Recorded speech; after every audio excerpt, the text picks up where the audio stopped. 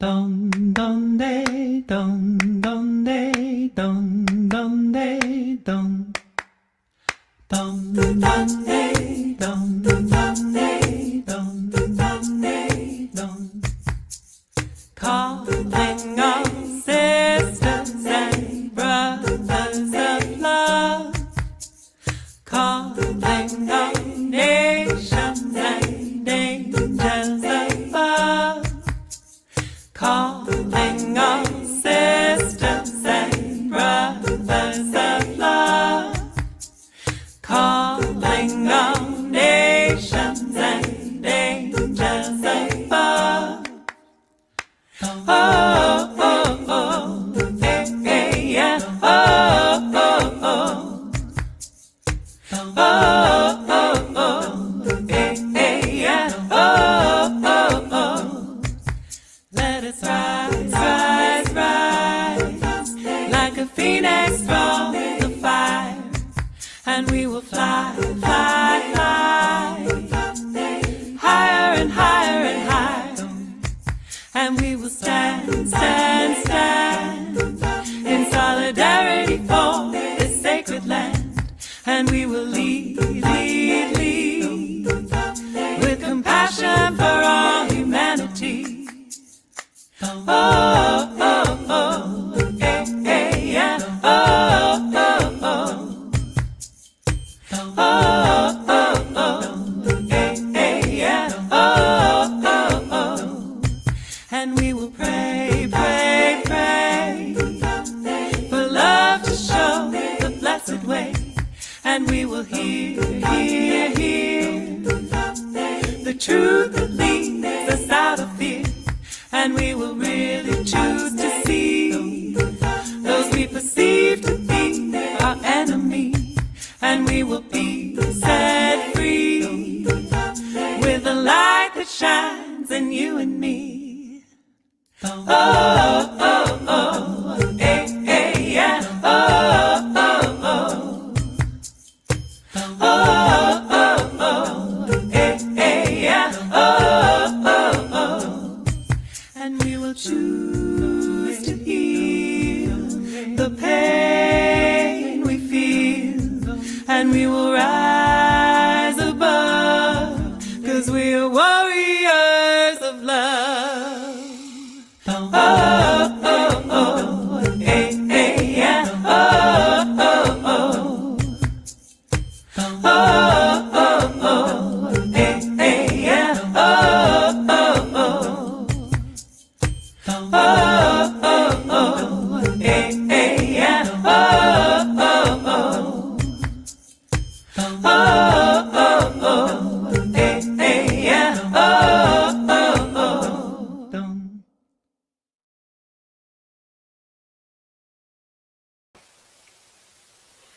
Greetings, I'm Reverend Deborah Johnson, and welcome to Inner Light's Sunday service. We welcome you. When school isn't a place you have to regardless be, of what time it is or why wherever go to school it is where remote that learning can be as remote as you want? We are so pleased to be here in fellowship and in community with you. Let's just all take a deep breath, huh? Whew! What a time we're in! What a time we're in! So exciting and so challenging. This is the Martin Luther King Jr. weekend, where we're celebrating his life and his legacy. It is the last Sunday of the administration of Donald Trump and Mike Pence. And in a couple of days, we inaugurate Joe Biden and Kamala Harris as the new president and vice president, respectively, of the United States of America. What a time. And we're in the middle of the COVID-19 virus. We are in economic meltdown. We are in the middle of just unprecedented kind of domestic terrorist insurrection activities. And the beat goes on. We are also in the midst of strength and renewal. We are in the midst of hope. We're in the midst of possibility. We're in the midst of stepping into our greater yet to be. And we do it together. We do it as family. We do it as what Martin Luther King Jr. referred to as the beloved community. Building the beloved community is not for the faint-hearted, which I will be talking about some today, to get us all centered and to get us all grounded. I would like for us to focus on our affirmative activations. These are things that we say that help us internally to recalibrate, to be able to really feel something moving within us in consciousness. They'll be on your screen, and I invite you to just follow along with me. The topic for today is courageously facing the unknown. Courageously facing the unknown. My heart is a place of thanksgiving. I am grateful for blessings large and small. I choose to see life's wholeness and connectedness. I affirm the win-win in all situations. I choose balance and harmony. With a healthy curiosity about the unfamiliar, I courageously face the unknown. Collaboration and cooperation come easily to me. I choose the power of alignment, the synergy of creativity. I am an open space of reconciliation, a living example of transformation. Forever expanding is my capacity to love and embrace. Unity is my guiding principle. Compassion is her compass. Wherever loving kindness leads, I will follow.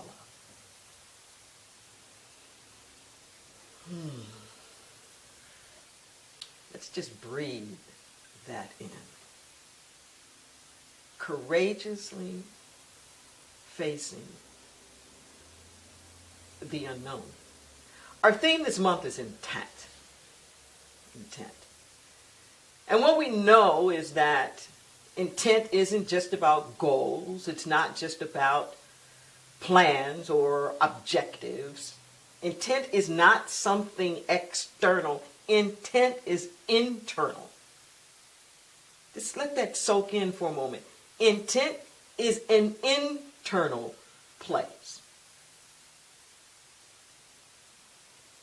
We think of intent as the end result.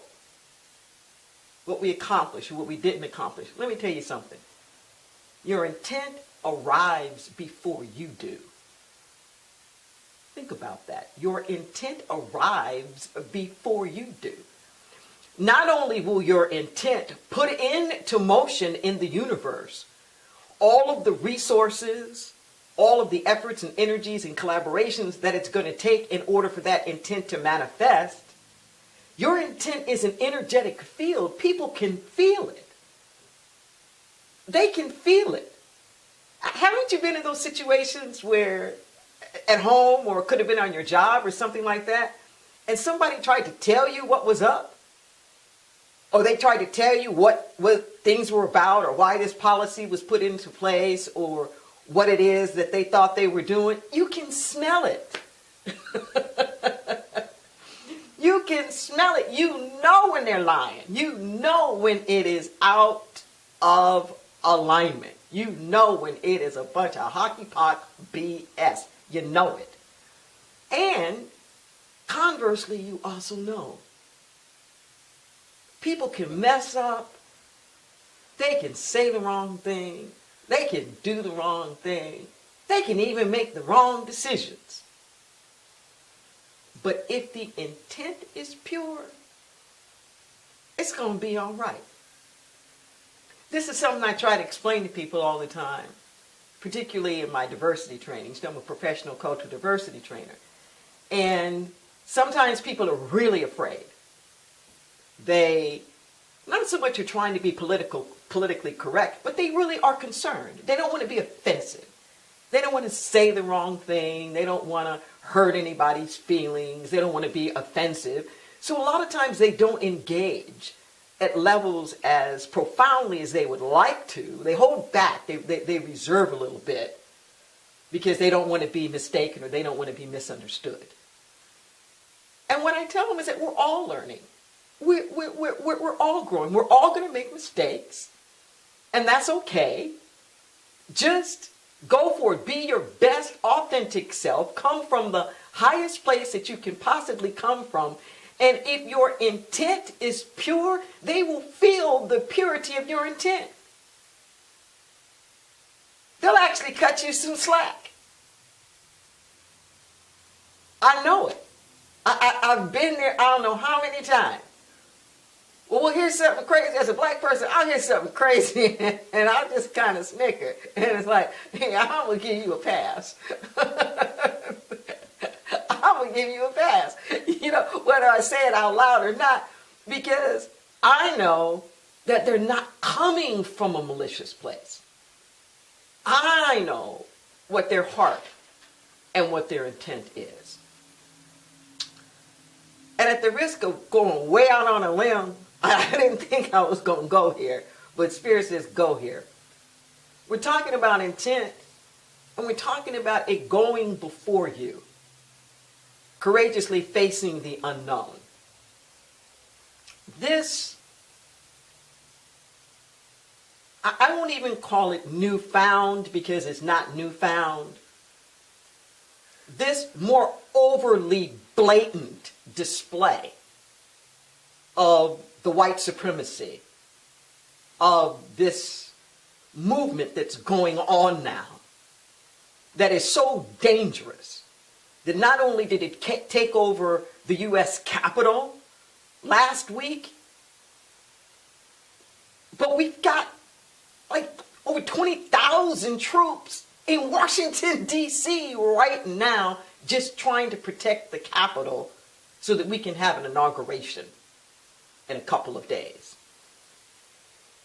And I found it so interesting during the second impeachment process that we just had of how many people who were still trying to insist that somehow or another the election wasn't fair, that how many of these people were equating the violence that had just happened right then to Black Lives Matter's movement. This is the Martin Luther King Jr. weekend. And one of the things that we know about Martin Luther King and the civil rights movement is that there was a lot of marching. There was a lot of protest. It was a movement for nonviolent social change. And there was a tremendous amount of violence that was taking place.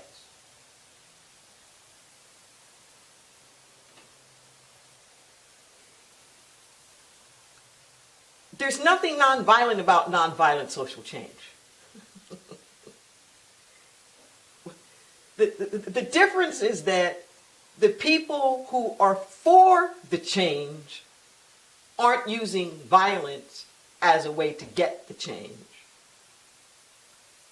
But the movement is often resisted back from the status quo with violence. Take a breath.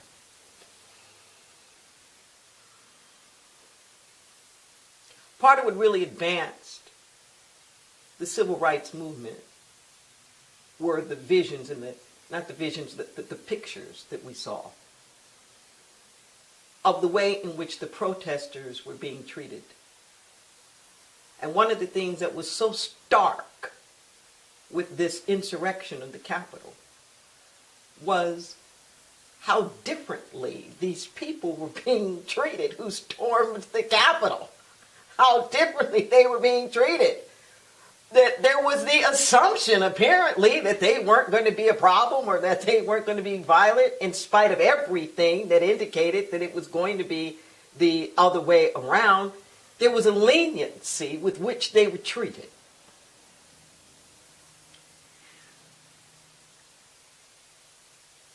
The people who were trying to compare this with Black Lives Matter's movement were off in many respects. And I would say the current Black Lives Matters movement is the next iteration of the movement of King and the civil rights movement. Like, this is what it looks like today. That's why I'm speaking of this now. Not just as a political statement about current events, but about a continuation of consciousness and how it evolves over time. So the people who were trying to compare and say, well, this is just the same kind of violence. No. What they hear is Black Lives Matter. Like somehow Black lives are more important than anybody else's life. It's not Black Lives Matter. It's Black Lives Matter. Black Lives Matter. That within the scheme of the things of all the lives that matter, let's put Black lives within that broader context of the lives that should matter. That's what it's saying. That's what it's talking about. And anybody who questions why you need to have a movement like that, anybody who questions why it is that you have to even say that doesn't know history. I can remember Martin Luther King saying that God would never burden a people with a permanent yoke of inferiority. What it was like to be burdened with the terrible sense of nobodiness. And how he didn't want to put that burden on his children as his eldest Yolanda wanted to know why she couldn't go to the little amusement park. And having to explain to her why she couldn't go and not wanting her to have this overwhelming burden of nobodiness. And to tell you the truth, it was this that gave me the courage to come out of the closet.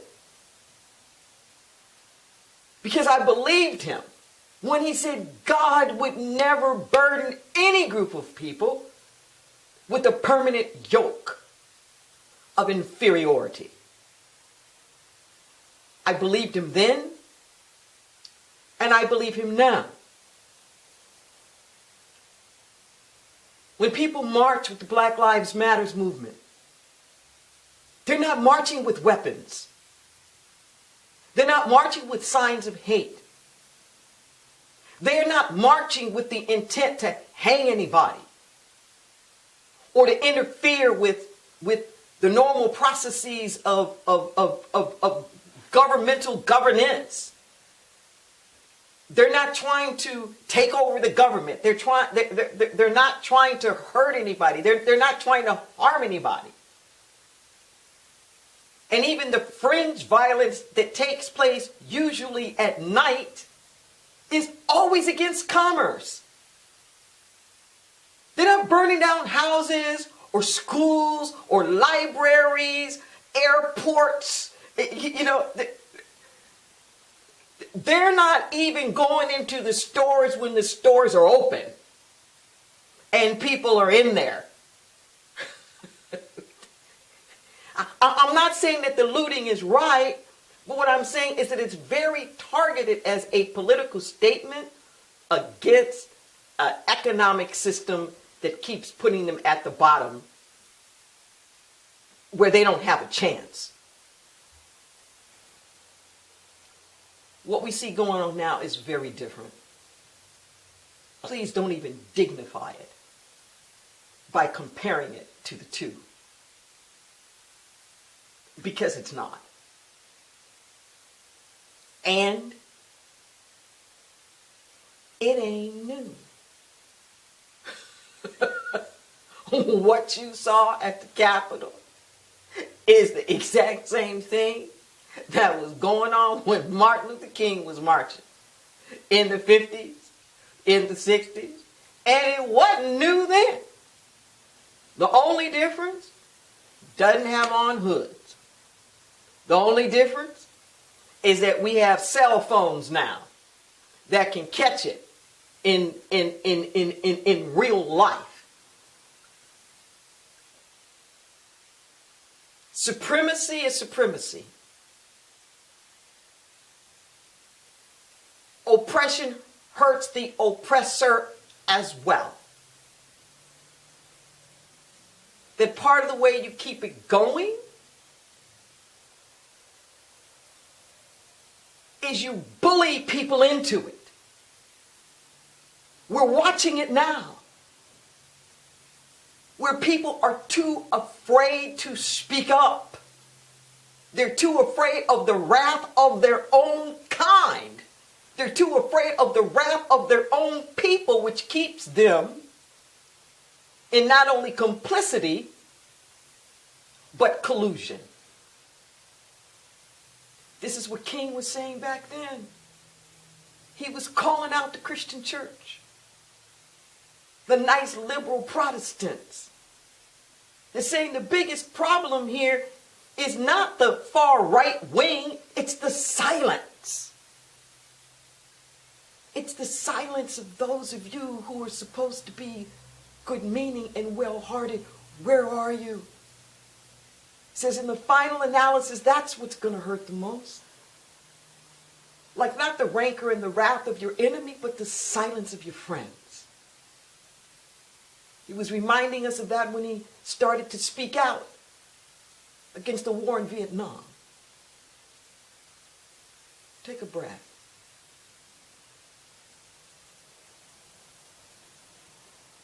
No, we don't know where things are going. We're living in an unknown.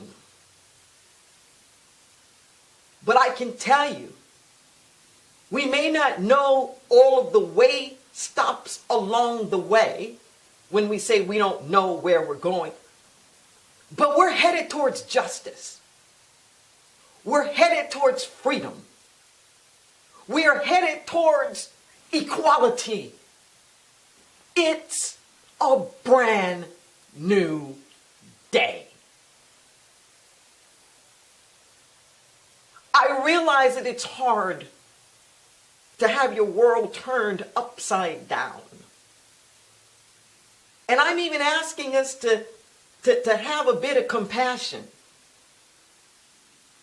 King wasn't hating up on people. The marchers weren't hating people. They were saying, we are your brothers and your sisters, and we want to live here together.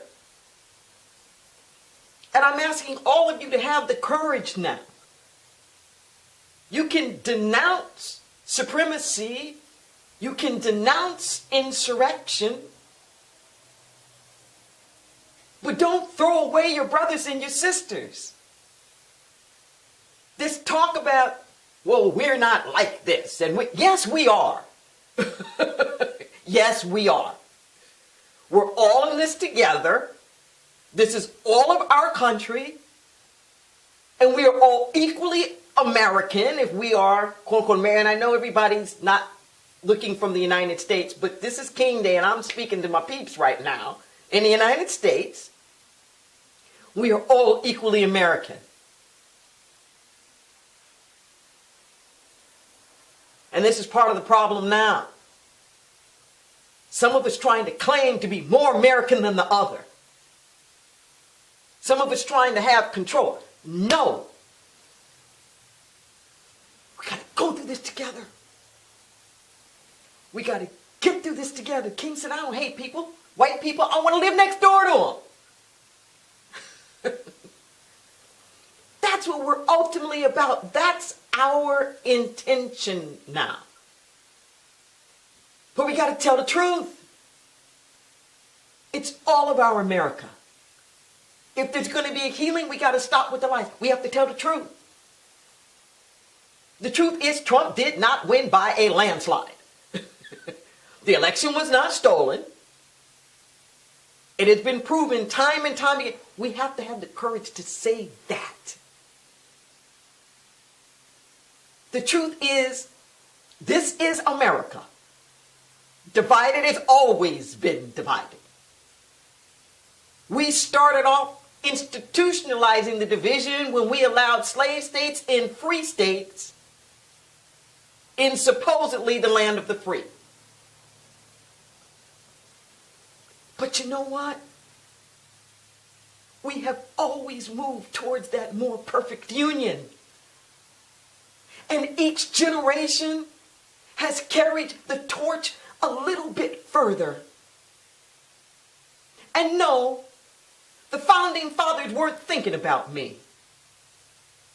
I'm not trying to go back to all what the founding fathers were trying to do. There's a promise in a creed that was so transcendent of even the consciousness of the people who wrote it. They didn't even know how true the words were that they were saying. But we believe in it. I believe in it. And I invite all of us to continue on this journey. Continue on this journey towards more inclusion, towards more empowerment, towards more opportunity, towards more equality, more compassion, more brotherhood and sisterhood, more sustainability, more justice, more wholeness, more health, more truth, more courage. This is our moment. This is our time.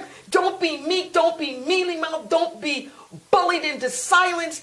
Don't be pushed into despair. No.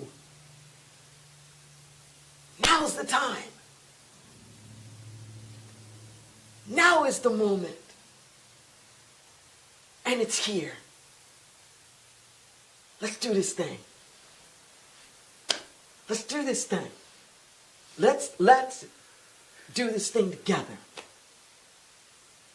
There's a Zoom party going on right now. An Inner Light Zoom party. And people are listening to this message together in community. And I invite you to join us. There are links right there wherever you are on the social media platforms. I'm going to jump in when we get off of this particular broadcast right now. I'll be there with you in a few moments right after we end. I'm so pleased that we have debuting with us musical inspiration from Leah Morris. I'm sure you're going to love her consciousness and the things that she has to say. She's right on time, right on point with her message. I give thanks to Heather Houston for our opening song, our local just musical shaman, and we're so grateful for that as well. We're going to be holding a Zoom watch party for the inauguration, starting at 8:30 a.m. That's Pacific time, 11:30 a.m. Eastern time.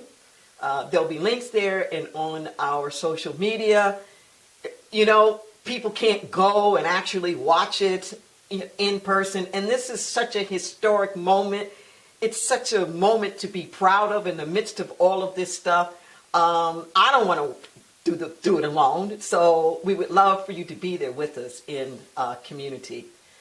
I also want to invite you to take a look at our social media. There are a couple of workshops that I have coming up. There's one that starts this Tuesday, and it's called Getting to We, De-escalating the Divisions. I think the name is pretty self-explanatory. And on Thursday, there's a workshop that I'm starting called Yielding to Yes. Yielding to Yes. And it's going to be using the materials from my book, The Sacred Yes. As always, we appreciate your donations, your contributions. Even though it's quote-unquote COVID shutdown time, we are still active. All of our ministries are still going.